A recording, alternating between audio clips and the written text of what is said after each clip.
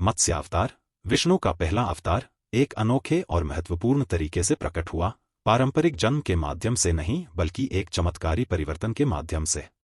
यह एक आकर्षक कथा है जो उनके 10 प्रमुख अवतारों में से सबसे पहले दशावतार को दर्शाती है। राजा सत्यव्रत, जिसे कुछ ग्रंथों में मनु के नाम से भी जाना जाता है, एक धर्मपरायण और भक्त शासक। एक नदी, जिसे अक्सर दक्षिण भारत में कृतमाला नदी के रूप में पहचाना जाता है, में अपनी दैनिक प्रार्थना और आहुति दे रहे थे। जैसे ही उन्होंने अपने हाथों में पानी लिया, एक छोटी मछली उनके हाथों में तैर गई और बड़े शिकारियों से डरकर सुरक्षा की गुहार लगाई। करुणा से भरकर मनु ने छोटी मछली को पानी के घड़े में डाल दिया। उन्हें आश्चर्य हुआ कि मछली तेजी से बढ़ने लगी और कुछ ही समय में घड़े से बाहर निकल गई।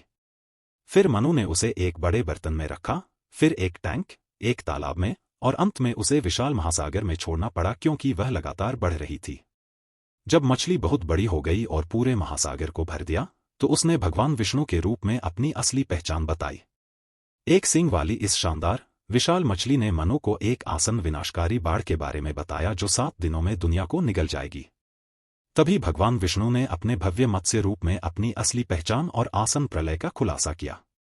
उन्होंने मनु को एक मजबूत जहाज बनाने और उसमें सभी पौधों, सप्त ऋषियों, 7 महान ऋषियों और सभी प्राणियों के जोड़े इकट्ठा करने का निर्देश दिया। जब मूसलाधार बारिश शुरू हुई और पानी लगातार बढ़ता गया, तो मत्स्य फिर से प्रकट हुआ, अब एक सींग वाली एक विशाल मछली। मनु ने दिव्य नाग वासुकी को रस्सी की तरह इस्तेमाल करके इस सींग से जहाज को बांध दिया। अशांत जल में जहाज का मार्गदर्शन करते हुए मत्स्य ने उन्हें तूफान से बचाया, जिससे जीवन और ज्ञान का अस्तित्व बना रहा। बाढ़ का पानी उतरने के बाद मत्स्य ने हयग्रीव नामक राक्षस का वध किया, जिसने पवित्र वेदों को चुरा लिया था।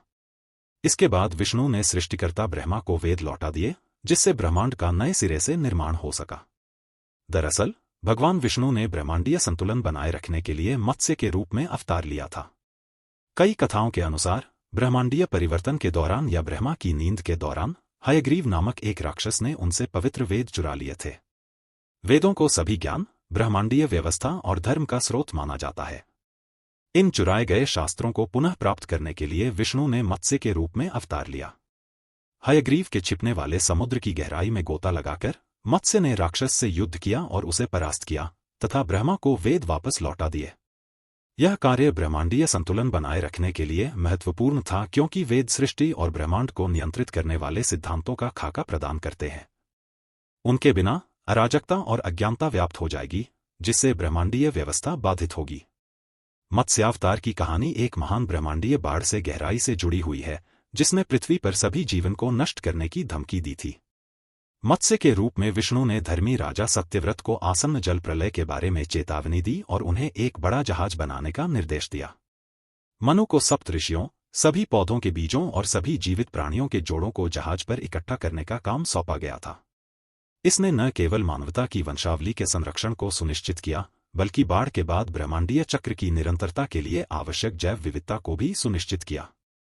अशांत जल के माध्यम से जहाज को सुरक्षित रूप से निर्देशित करके मत्स्य ने सुनिश्चित किया कि सृष्टि के अगले चक्र के लिए आवश्यक तत्व विनाश से बच गए। इस प्रकार ब्रह्मांडीय नवीनीकरण और संतुलन की क्षमता को बनाए रखा। एक राक्षस द्वारा वेदों की चोरी और उसके बाद एक सार्वभौमिक बाढ़ का खतरा ब्रह्मांडीय व्यवस्था में एक महत्वपूर्ण असंतुलन का प्रतिनिधित्व करता है। बुरी ताकतों ने शक्ति प्राप्त कर ली थी और धार्मिकता की नींव पर ही हमला हो रहा था। मत्स्य के रूप में विष्णु का प्रकट होना धर्म को बहाल करने के लिए एक सीधा हस्तक्षेप था।